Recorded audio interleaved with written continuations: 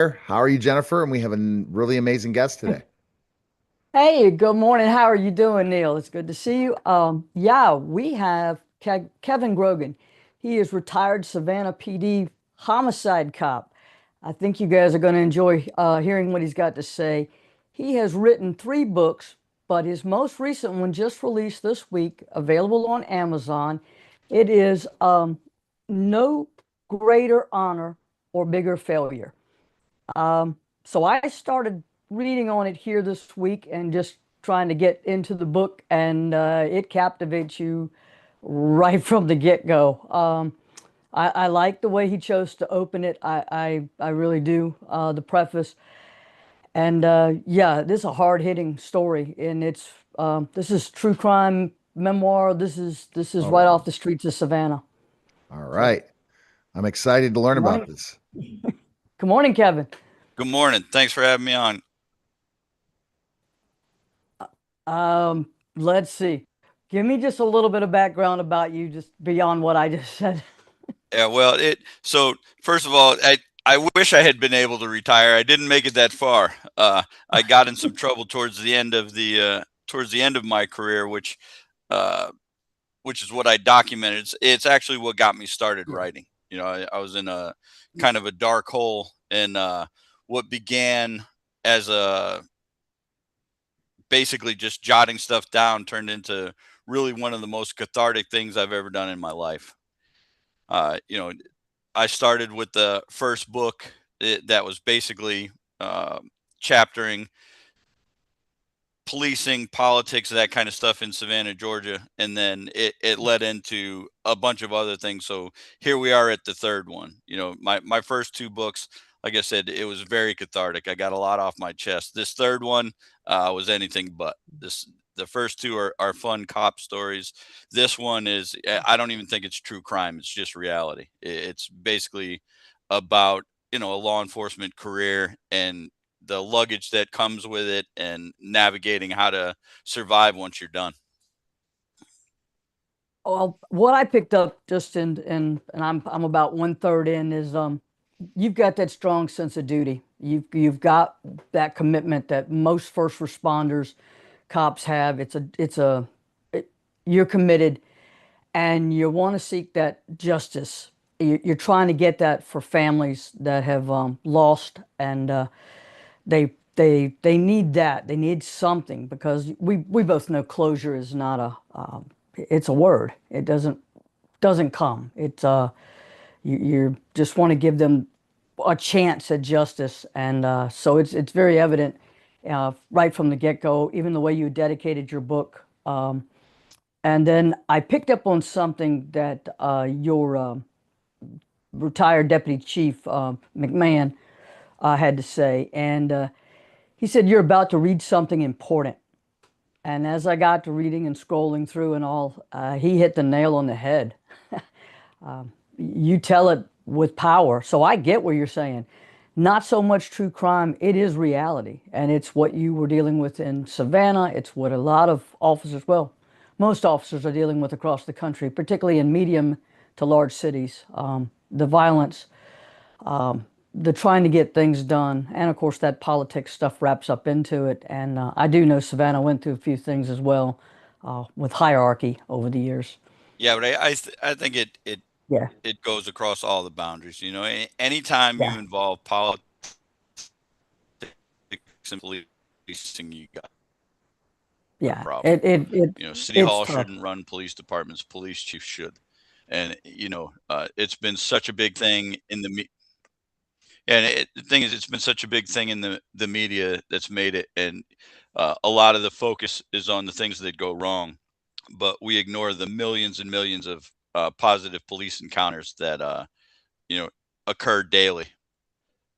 Very much so. Yeah. I mean, I know they do a thing, and they talk about the encounters per year of roughly 45 million between law enforcement and civilian, and that's everything from the traffic stop to the 911 call to the just checking on a door or a warehouse or something, and then encountering someone there that perhaps is up to something nefarious. At least somebody who's got to be checked out, and Then there's always just responding to where you get to a scene, whether it's been an armed robbery or a shooting, a rape, a child abuse, just every one of those. And then there's accidents, car accidents, that 45 million times a year. That it adds up, and you're not looking at but maybe 1 million people across the country that have a badge and gun, and not all of them are uniform. They're in a variety of positions, to include supervisory. So, when you're looking at 350 million people in a country, that's not that many people to be doing that many responses. Oh, and the thing is, you just what gets lost in TV and books and all that kind of stuff is the human side of it. Police officers are just like anybody else. Anybody in the law enforcement community, they're human. They have the same reactions, same emotions as everybody else, and when they get involved in all these types of situations that you're talking about, there's baggage and luggage that comes along with that. And the thing is, as a human being, you still have to navigate it. That badge doesn't give you there's no superpower in it. There's no cape. It doesn't bounce off. So you're dealing with trauma on levels that, like you said, not everybody sees. And at the same time, you have to go back and deal with that in your personal life, and that's a lot of what No Greater Honor goes into. It was what I was navigating in my personal life while trying to still do a good job. And the title No Greater Honor actually comes from the homicide investigators creed, Right. basically saying that there's no greater honor than to be a voice for the dead, You know, and that includes uh, their families. I think that's fantastic, and I think that the challenges you went through in your career to be able to serve. Talk about that specifically when you were writing your book and how you had to relive some of those things again writing this series. But I tell you, the thing is like Jen said, from the jump, if you talk to me or read anything, the first hit you will get is service, because it's something that I've felt since birth. My uncle Mac, who did me the great honor of writing the foreword of my book, was one of the most accomplished detectives in Springfield, Massachusetts history. And I just watched him growing up, and I thought, man, I want to be that guy. But he was a Vietnam vet, so I wound up joining the army. Did some time in Baghdad, got out of the army, went straight to the streets of Savannah and started policing, an old white guy in the housing projects in Savannah, Georgia. But all of that was just a dedication to service. And that doesn't in any way make me special. It's just the way I'm wired. That's one of the things where I got there. I saw a need to help people that I felt couldn't help themselves. And, that's something that I will always step up and get involved in. Wonderful. Well, look, it's powerful there, and I hear you talk about and with Deputy Chief McMahon being your uncle, being that Vietnam vet, and I brought that out in my book, that it was a lot of the Vietnam guys who helped me out when I started out in law enforcement back in '86. I guess it's something about what they've experienced, and they sort of carry that over in teaching us, and not turning away from other people. They're like they give everybody a chance because they've seen enough, Well, and like, and I yeah, could go off on a huge tangent on those guys, but to me, yeah, their generation, are soldiers and Marines, airmen, and sailors that came home from Vietnam. They didn't get the treatment we got when we came home from Iraq. I had no, yellow ribbons and billboards and free meals. I'd get off the plane in an airport, and just because of my haircut, people would applaud. Those guys didn't. Those men and women didn't get the same treatment that we did, and my hat will always go off to those guys, because guys and girls, because they are the standard that kind of started my life. very much so, very much so. Neil, And I think the true crime piece of this is the amazing reality of what truly happens. What have your readers said about that, and especially in the first two books? about the real true crime visualization of what you went through, Kevin? Well, see, and the thing about that is, you see so much of it on TV. There's so many movies and shows and that kind of stuff that give people a false perception of what law enforcement is. My books are anything but that. There's no pretty endings. There's no hero in the thing. Uh, in the end, it's the harsh reality of what goes on in our country. The level of violence that we see across the nation. But my books are specific to the beautiful city of Savannah. But most people think of you know it as a tourist destination, but it's just like every other city in the country where you have people, you have trouble. With that trouble leads to violence, and it's usually revolving around the drug trade and gangs and that kind of stuff of mostly impoverished people. And it's really these books, the design of them was to make anybody who's ever sat in the patrol car feel like they were back in that car, and for people who've never seen it, to give them a real clear understanding of what it's like in the streets. Mhm. Where does Savannah rank roughly right now as far as the what you know from the news and your friends that are still on the force, as far as the shootings and the homicides, that rate of crime? I tell you, it's ridiculous. Right now, the homicide rate is a little lower than it's been. Savannah population is roughly 150,000.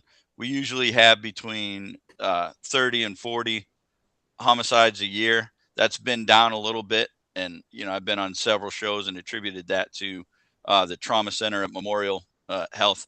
They do such a fantastic job. I mean, I've been on many scenes where I was quite sure that the victim was not going to make it, only to learn an hour later that the magicians in the operating room had uh, saved them. So that's a huge credit to them. But what I really look at when I'm looking at violent crime is the number of non-domestic aggravated assaults with guns, basically shootings. That's what I look at. Mhm. And Savannah, every year, I mean, every time, uh, the chances of getting shot in Savannah, if you're involved in nefarious activity, is pretty damn good, because the Yeah. times have changed where you and I were growing up. If you had a disagreement, you wound up with a black eye or a split lip. Now everything is a gun. Everything gets settled with a firearm, and that's something I'm not a fan at all of. I think it's a behavior. It's not the tool that's involved, but just it doesn't make sense to me to solve a conflict with a firearm. And there's a chapter in No Greater Honor where I talk about gun laws and what some people would consider gun control. I don't think the last thing we need is more laws. We don't need more laws governing what law-abiding citizens need to do. What we need to do is enforce the ones we do for the people who aren't following the rules. Right. What are you seeing with the youth up there? And I'm going to talk. I'm addressing to the 17 and below. And I know that some of the But shootings take place by people who aren't even in the double digits of age yet. They've only 8, 9 years old that get a hold to a gun. But then 12 and 13, 14-year olds seem to be an increasing number of them have gotten a hold to a firearm, to take into what you say. A slight disagreement becomes a shooting. well, the thing I never thought I'd be the old guy to say it, but it really is. It's a cultural thing we're seeing with video games and music and that kind of stuff. The appreciation for life and the reality of things. Like they don't. It's almost like they're desensitized to violence, and that's a very, very dangerous thing, because like as I watch the headlines in Georgia, all over the country, Yeah. the amount of juveniles that are being involved in serious violent crime, shootings and murder. It's alarming. I think it's a huge problem that goes way beyond law enforcement. I mean, we're talking societal things. We're talking parenting, we're talking social services, we're talking all kind of things that go way beyond law enforcement. But basically, what it boils down to is the desensitization, uh, sensitization, I think is the word. Yeah. They don't think the violence is real until it actually happens, you know. And the thing is, once you pull that trigger, it's not coming back. You're not putting toothpaste back in the tube. Yeah, no doubt. And what do you think people most get out of this reading this book? What have your readers been telling you? Well, what I hope they get, you know, and the reception. So it's been out for about a week, and the reception that I've been getting from uh, people that I know closely, they had no idea what I was going through towards the end of my career, and they were like, "Oh man, why didn't you just reach out?" And I don't think my situation was much different than anybody else's. I think it's a very good depiction of what people who investigate violent crime go through. But then people that I don't know are have been extremely grateful, because what they've been telling me is that it gives them a much better understanding of what investigators go through during the course. And I think I'm trying to break the stereotype that cops are robotic, non-feeling uh, characters in this story. You know, you think a lot of people like to throw race and gender and socioeconomic status into the way that police respond to situations, and this book is a glowing or a glaring example of that's not the case. You know, homicide detectives work cases for the victim. It doesn't matter where they're from or who they are, or who their parents are, or that the political side of that comes away from the outside. The guys and girls on the ground working the cases, they're the ones that pour their life into an investigation to get justice for the victims and their families. And I think that's something that gets lost in mass media. And I think it's something that this book shows people. Totally. Yeah. Wow. I think that that sense of duty and that sense of commitment, you never really you color and skin tone, none of that clicks or you know, ethnicity, religion, none of those things come up when you're there. And I know I didn't have that issue when I was working. You know, I spent 32 years and I didn't view people as that. I didn't care if they were rich or poor. It didn't matter. I was there to work and I was there to catch the bad guy, but it was also trying to do something right by the victim. And the only thing I could ever see for me was if I could do something for the victim, maybe I could do something for their family, their loved one. To I don't know that I can make it any easier on them, but I wanted to get them that justice that was due.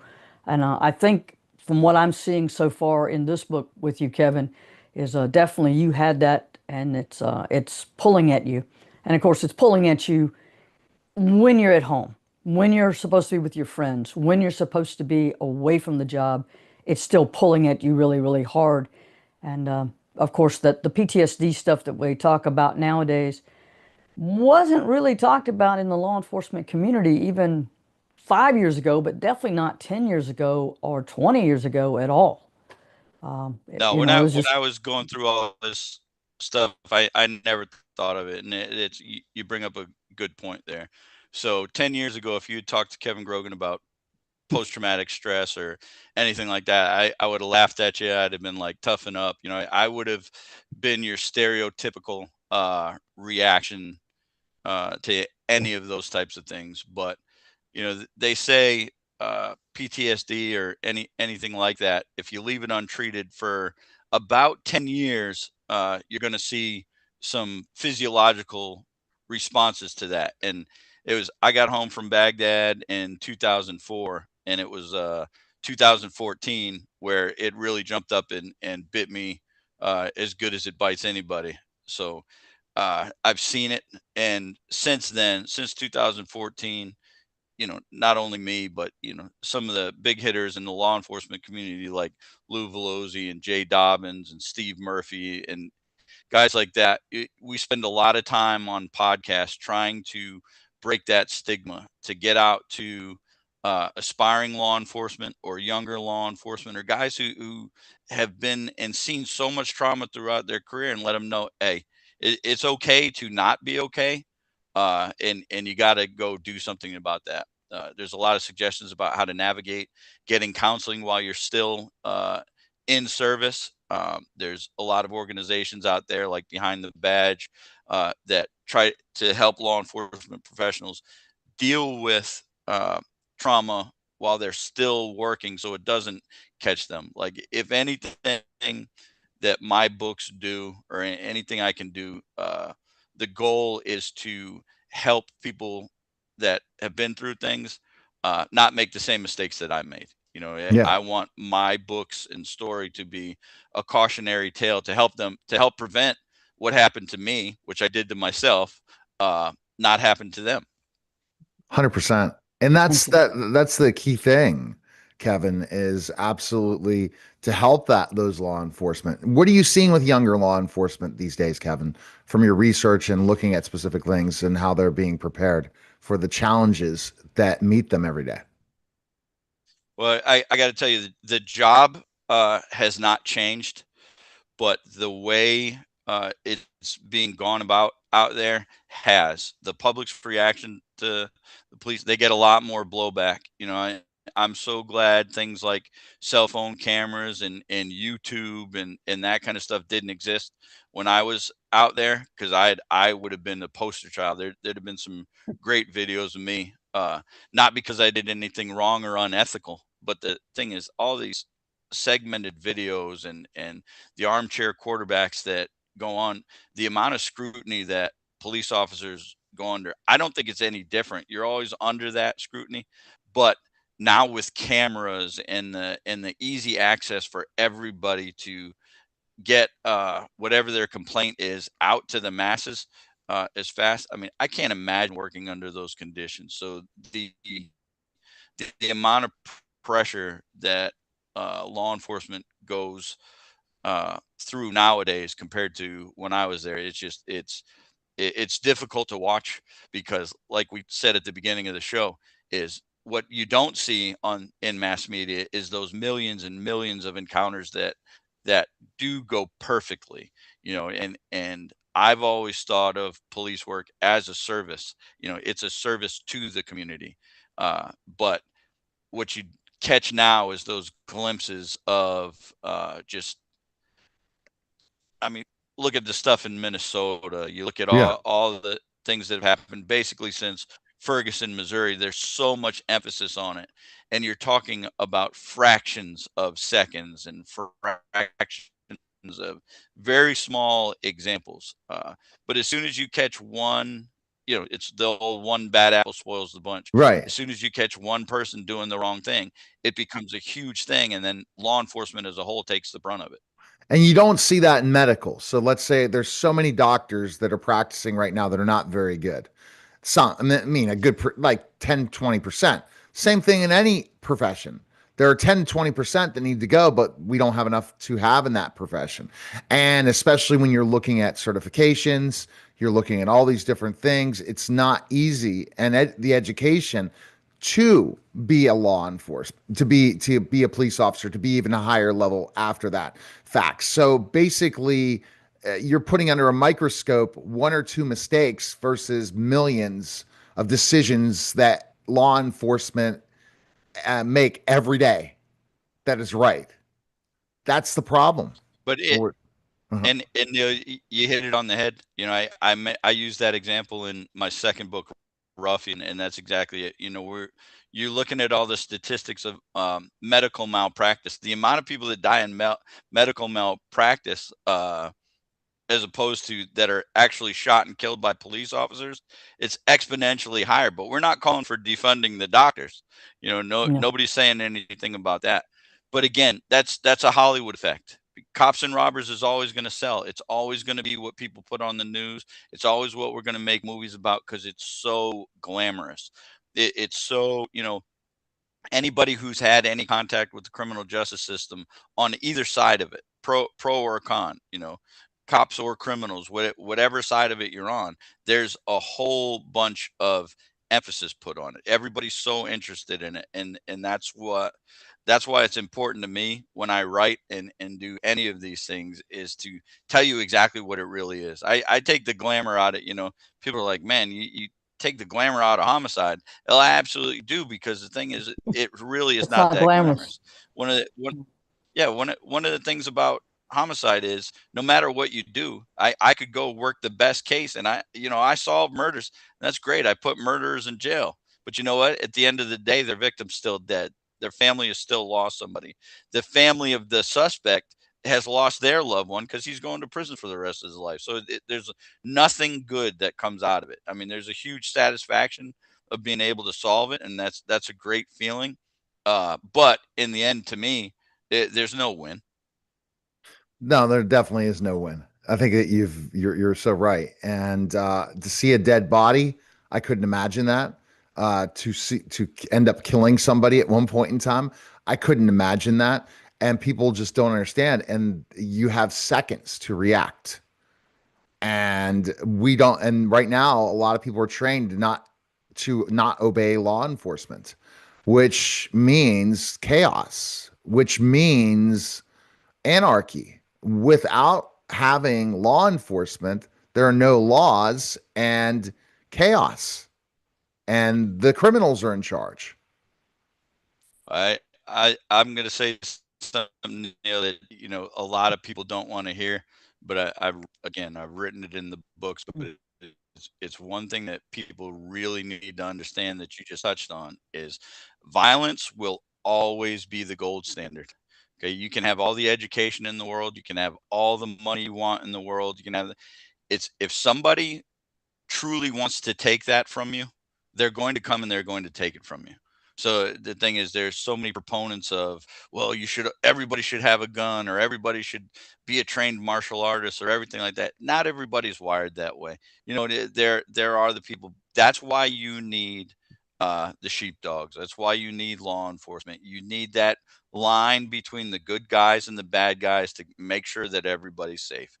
Unfortunately, I'm not the toughest guy in the world, but I've surrounded myself with people that have kept me safe and kept me alive in some pretty horrific situations.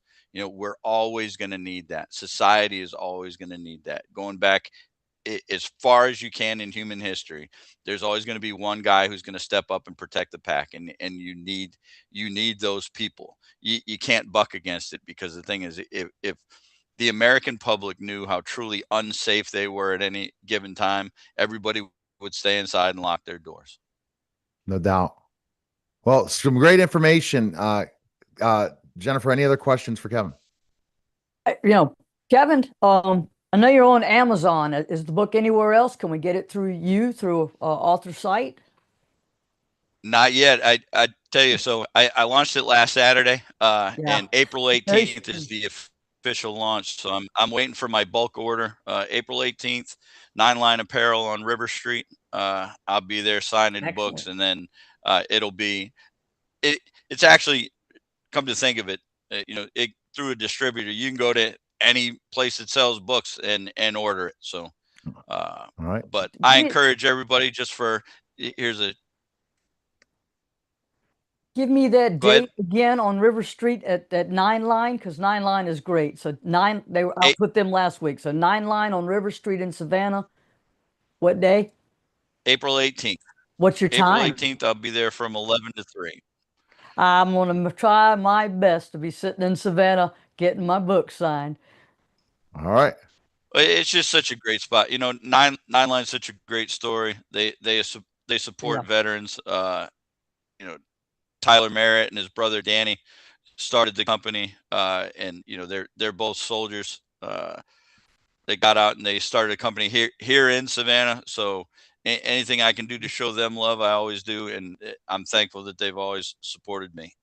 All right, we appreciate it, Kevin. Is there a website for your book? No.